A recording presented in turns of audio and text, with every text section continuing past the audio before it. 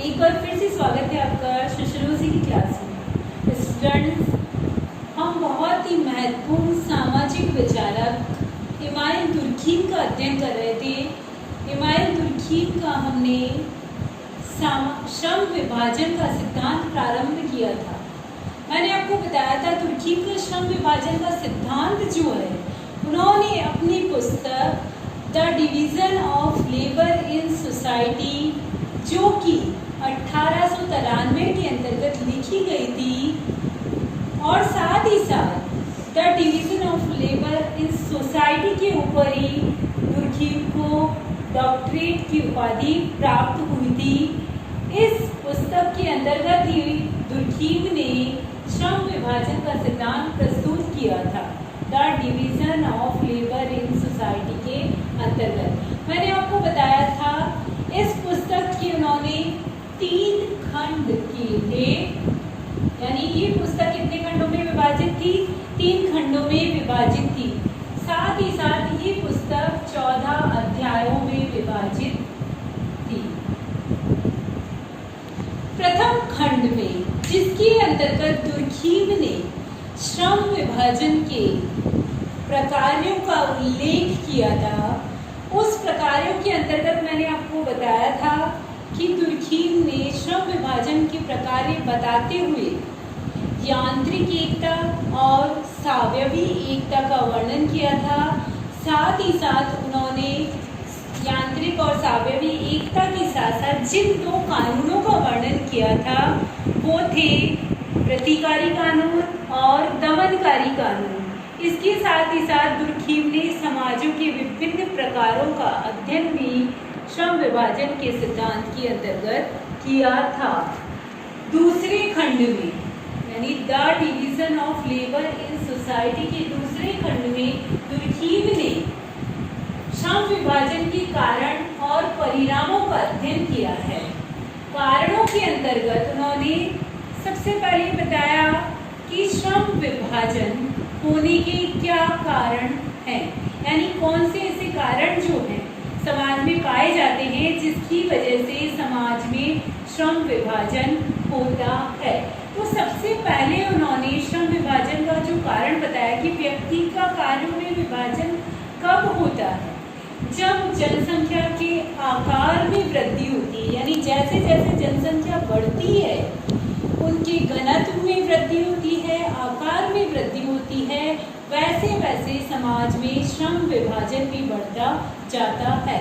कि जब समाज छोटा होगा, सरल समाज होगा तो जनसंख्या कम होगी, उस समय समाज में श्रम विभाजन नहीं होगा। लेकिन जैसे जैसे जनसंख्या के आकार में वृद्धि होती जाएगी, घनत्व में वृद्धि होती जाएगी, यानी प्रति किलोमीटर जनसंख्या अधिक बढ़ती जाएगी, रहने वालों की संख्या बढ़ती जाएगी, वैसे वैसे समाज में श्रम विभाजन जो है वो भी बढ़ता जाता है। दुर्खीम ने 2 प्रकार के घनत्व का वर्णन किया है, एक तो भौतिक घनत्व और दूसरा बताया उन्होंने नैतिक घनत्व। शारीरिक रूप से यदि जनसंख्या एक स्थान पर एकत्रित होती है तो उसे उन्होंने कौन सा घनत्व माना है? भौतिक घनत्व माना है। और भौतिक घनत्व के परिणाम जो आते हैं सामने, उसको उन्होंने नैतिक घनत्व माना है। तो इस प्रकार से जनसंख्या के आकार में एवं वृद्धि और घनत्व में वृद्धि की वजह से समाज में श्रम विभाजन बढ़ता जाता है। दूसरा मुख्य कारण जो उन्होंने बताया है समाज में श्रम विभाजन का, वो बताया सामूहिक चेतना का उत्तरोत्तर वास। मैंने आपको बताया उन्होंने श्रम विभाजन को भी एक सामाजिक तथ्य माना है, यानी हर कारण, हर चीज का कारण जो है वो किसमें ढूंढना चाहते हैं? समाज में ही ढूंढना चाहते हैं। तो कहते हैं कि जब समाज छोटा होता है, जनसंख्या कम होती है, तो उस समय सामूहिक चेतना का जो प्रभाव है वो अधिक होता है। लेकिन जैसे जैसे समाज बढ़ता जाता है और जनसंख्या के आकार में वृद्धि होती जाती है, तो ये समाज में जो सामूहिक चेतना पाई जाती है, व्यक्तियों के बीच आपस में एक दूसरे के प्रति जो चेतना पाई जाती है उसका ह्रास होता रहता है, उसमें कमी आती रहती है। तो जैसे जैसे समाज की चेतना में, सामूहिक चेतना में कमी आएगी, वैसे वैसे समाज में बढ़ता जाता है। तीसरा मुख्य कारण उन्होंने बताया है समाज में श्रम विभाजन का पितृत्वता का ह्रास, यानी आनुवंशिकता के रूप में जो कार्य चले आ रहे हैं वही कार्य यदि व्यक्ति करता रहता है जब तक छोटे समाज हैं, सरल समाज हैं, तब तक समाज में श्रम विभाजन नहीं होगा। लेकिन जैसे जैसे आनुवंशिकता का प्रभाव, पैतृकता का प्रभाव कम होता जाता है, वैसे वैसे समाज में श्रम विभाजन की आवश्यकता होती जाती है। क्यों? क्योंकि जनसंख्या बढ़ेगी, घनत्व में वृद्धि होगी, समाज बड़े होंगे, बहुखंडीय सरल समाजों में बढ़ जाएंगे और धीरे धीरे पैतृकता का ह्रास होता रहेगा और समाज में श्रम विभाजन जो है बढ़ता जाएगा। तो इस रूप में इन कारणों की वजह से समाज में क्या होता है, श्रम विभाजन में हमेशा वृद्धि होती है। तो इन श्रम विभाजन के कारणों से समाज में क्या प्रभाव पड़ता है या किस प्रकार का प्रभाव पड़ता है, उसको उन्होंने श्रम विभाजन के विभिन्न परिणामों के रूप में समझाया है। उन्होंने कहा सबसे पहला परिणाम जो बताया है, ये श्रम विभाजन का प्रभाव जो बताया, उन्होंने ये बताया प्रक्रियात्मक स्वतंत्रता एवं विशेषीकरण। समाज में क्या होगा, जनसंख्या बढ़ेगी, कार्य की स्वतंत्रता बढ़ेगी, व्यक्ति पहले से छोटे समाजों में आत्मनिर्भरता पाई जाती थी, लेकिन जैसे जैसे जनसंख्या बढ़ी, प्रक्रियात्मक कार्य की स्वतंत्रता बढ़ी, कार्य की स्वतंत्रता बढ़ी, तो व्यक्ति अपना अपना कार्य जो है स्वयं करने लगे और धीरे धीरे जब व्यक्ति एक कार्य को लगातार करता रहता है तो वो उसमें क्या कर लेता है, विशेषज्ञता प्राप्त कर लेता है।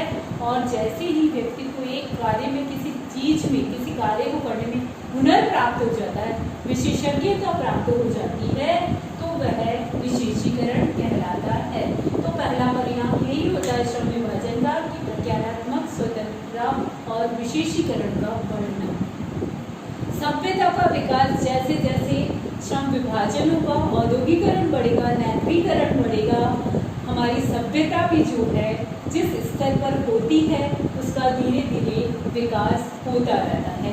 साथ ही साथ प्रगति भी होती रहती है। पूरा समाज जो है जिस स्टेज पर, जिस स्तर पर होता है, श्रम विभाजन में जैसे ही औद्योगिक संस्थानों का विकास होता है, नगरीकरण का विकास होता है, समाज की भी लगातार प्रगति होती रहती है। एक अन्य परिणाम यह हमारे सामने आता है श्रम विभाजन का कि सामाजिक और व्यक्तिगत परिवर्तन होते हैं। समाज में परिवर्तन हुआ है, जनसंख्या बढ़ी है, श्रम विभाजन बढ़ा है, विशेषज्ञता हासिल हुई है व्यक्ति को कार्य में, तो व्यक्तिगत परिवर्तन आया, तो धीरे धीरे पूरे समाज में भी क्या होता है, परिवर्तन आता है। और साथ ही साथ व्यक्तिगत स्वतंत्रता, व्यक्तिगत परिवर्तन की वजह से समाज में व्यक्तिवादी विचारधारा का प्रभाव जो है बहुत ज़्यादा बढ़ता जाता है। यानी सिर्फ और सिर्फ इस समय व्यक्ति किसके बारे में सोचता है, सिर्फ अपनी भलाई के बारे में, उसको व्यक्तिगत विचारधारा की उत्पत्ति हो जाती है, अनेक नए समूहों का प्रादुर्भाव हो जाता है और उन नए समूहों में एक दूसरे के प्रति अंतर निर्भरता बढ़ जाती है। क्यों? क्योंकि श्रम विभाजन होने से एक कार्य जो है एक समूह के द्वारा किया जाता है, दूसरा कार्य दूसरे समूह के द्वारा किया जाता है। तो जब तक पहला समूह कार्य करके नहीं देगा तब तक दूसरा समूह जो है कार्य नहीं कर सकता। तो इस तरह से उन विभिन्न समूहों में अंतर निर्भरता भी बढ़ती जाती है। साथ ही साथ मैंने आपको बताया था जैसे जैसे समाज बहुखंडीय समाजों में परिवर्तित होते जाएंगे, वहाँ समझौते वाले कानून जो है वो प्रारंभ हो जाते हैं। एकता भी जो है यांत्रिक एकता की बजाय स्वाभाविक एकता के रूप में परिवर्तित हो जाती है। तो इस रूप में दुर्खीम ने दूसरे खंड के अंतर्गत श्रम विभाजन के कारण एवं परिणामों का उल्लेख किया। तीसरा खंड जो आता है दुर्खीम का, उसमें श्रम विभाजन के सिद्धांत के अंतर्गत उन्होंने श्रम विभाजन के जो असामान्य स्वरूप है उनका उल्लेख किया है। असामान्य स्वरूप से अर्थ उन्होंने ये बताया है कि जिस प्रकार समाज में श्रम विभाजन होने से समाज में अच्छे कार्य होते हैं, यानी प्रकार्य होते हैं, उसी तरह से समाज में यदि श्रम विभाजन होता है तो तो श्रम विभाजन के कुछ बुरे परिणाम भी होते हैं, दुष्प्रभाव भी होते हैं। इन दुष्प्रभावों को या बुरे परिणामों को दुर्खीम ने श्रम विभाजन के असामान्य स्वरूप के रूप में बताया है। तो इस रूप में दुर्खीम ने जो श्रम विभाजन के असामान्य स्वरूप बताए हैं, सबसे पहला असामान्य स्वरूप जो बताया है वो उन्होंने बताया आदर्शहीन श्रम विभाजन। यानी समाज में पहला जो असामान्य स्वरूप उभर कर आता है समाज में, वो आता है आदर्शहीन श्रम विभाजन का, कि जब व्यक्ति का आपस में सहयोग समाप्त हो जाता है, यानी मालिक है और मजदूर है, औद्योगिक संस्थान है, औद्योगिकरण हो चुका है, श्रम विभाजन बढ़ चुका है, लेकिन जब मालिक और मजदूरों के बीच सहयोग समाप्त हो जाता है और उनके कार्यों में असामंजस्य उत्पन्न हो जाता है, तो ये असामंजस्य जिस प्रकार के श्रम विभाजन को उत्पन्न करता है, उसको दुर्खीम ने आदर्शहीन श्रम विभाजन कहा है। दूसरा श्रम विभाजन जो उन्होंने असामान्य स्वरूप का बताया है, वो बताया है बलात् श्रम विभाजन। बलात् का मतलब उन्होंने ये बताया थोपा गया श्रम विभाजन, यानी कोई व्यक्ति जिसकी उस कार्य को करने की इच्छा नहीं है, लेकिन फिर भी उसको वह कार्य करना पड़ता है, यानी व्यक्ति को अपनी योग्यता एवं रुचि के अनुसार कार्य न मिलकर उस पर कार्य को थोपा जाता है। जैसे इंजीनियर है, इंजीनियर को इंजीनियर का पद प्राप्त न होकर ओवरसीयर का पद प्राप्त होता है, तो उसको उसकी रुचि के अनुसार कार्य नहीं मिल रहा है, उस पर कार्य को थोपा जा रहा है। तो इस थोपे गए कार्य को, थोपे गए श्रम विभाजन को दुर्खीम ने बलात् श्रम विभाजन कहा है। तीसरा जो असामान्य स्वरूप दुर्खीम ने बताया है श्रम विभाजन का, वो बताया है व्यक्तिगत कार्य की अपर्याप्तता, यानी व्यक्ति को कार्य नहीं मिल पाता है, व्यक्ति अधिक है कार्य करने वाले, लेकिन उन्हें कार्य नहीं मिल पा रहा है, तो वो क्या कहलाता है, व्यक्तिगत कार्य की अपर्याप्तता। जैसा कि हम वर्तमान में भी देख रहे हैं, कोरोना का इतना ज़्यादा प्रभाव है कि व्यक्तियों के पास कार्य करने के लिए है ही नहीं, यानी व्यक्ति बहुत सारे हैं जो बेरोजगार हैं, कार्य करना चाहते हैं लेकिन उनके पास कार्य नहीं है। तो ये व्यक्तिगत कार्य की अपर्याप्तता को ही दुर्खीम ने श्रम विभाजन का तीसरा असामान्य स्वरूप कहा है। तो इस प्रकार से उन्होंने अपने पुस्तक के तीसरे खंड में श्रम विभाजन के इन तीनों और महत्वपूर्ण असामान्य स्वरूपों का उल्लेख किया है। लेकिन हम सब ये जानते हैं स्टूडेंट कि जब भी कोई भी सिद्धांत या कोई भी थ्योरी दी जाती है तो उसमें कुछ न कुछ कमियां जो है वो विद्वानों के द्वारा अवश्य बताई जाती है। तो दुर्खीम के श्रम विभाजन के सिद्धांत में भी कुछ कमियों का उल्लेख किया गया है, जो हम सबसे पहले इस रूप में देखते हैं। मैंने आपको बताया था प्रथम खंड में उन्होंने क्या बताया था, श्रम विभाजन के प्रकार्य का उल्लेख किया था। लेकिन विभिन्न विद्वानों के द्वारा ये कहा गया है कि उसने जो प्रकार्य शब्द का प्रयोग किया है उसकी बजाय दुर्खीम लक्ष्य या उद्देश्य शब्द का भी प्रयोग कर सकते थे। दूसरा वही जो कि उन्होंने सामाजिक तथ्य के सिद्धांत में भी बताया था, उन्होंने व्यक्ति को महत्वपूर्ण नहीं मानकर हमेशा किसको महत्वपूर्ण माना है, समाज को ही महत्वपूर्ण माना है। इस समय भी वो ये भूल गए हैं कि व्यक्ति के बिना समाज का निर्माण नहीं हो सकता।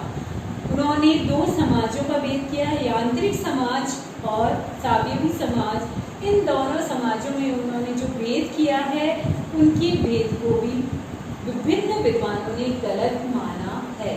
साथ ही साथ उन्होंने दो एकताओं का भी उल्लेख किया है, यांत्रिक एकता और सावयवी एकता। इन दोनों एकताओं का उल्लेख जो किया है वो उन्होंने उसे सामाजिक तथ्य के रूप में माना है, जबकि विभिन्न विद्वान कहते हैं कि एकता का जो तथ्य है वो सामाजिक तथ्य नहीं होकर किस प्रकार का तथ्य है, ये एक मनोवैज्ञानिक तथ्य होना चाहिए। साथ ही साथ दुर्खीम जो है अंत में अत्यंत भौतिकवादी इससे मतलब है कि वो भौतिक विज्ञानों में जिस प्रकार की अध्ययन पद्धति का प्रयोग किया जाता है, उस प्रकार की अध्ययन पद्धति का जो प्रयोग है वो दुर्खीम ने अपने इस श्रम विभाजन के सिद्धांत के अंतर्गत किया, जो कि बहुत ही गलत माना गया है। यानी विभिन्न विद्वानों ने कहा कि भौतिक विज्ञान की पद्धति का अत्यधिक प्रयोग जो है दुर्खीम के अनुसार किया गया है वो गलत है। किंतु फिर भी इतनी कमियां और दोषों के होने के बावजूद भी वर्तमान में दुर्खीम का श्रम विभाजन का सिद्धांत जो है, जो कि उनकी पुस्तक the division of labour in society के अंतर्गत दिया है, वो वर्तमान में भी अत्यंत ही महत्वपूर्ण माना जाता है।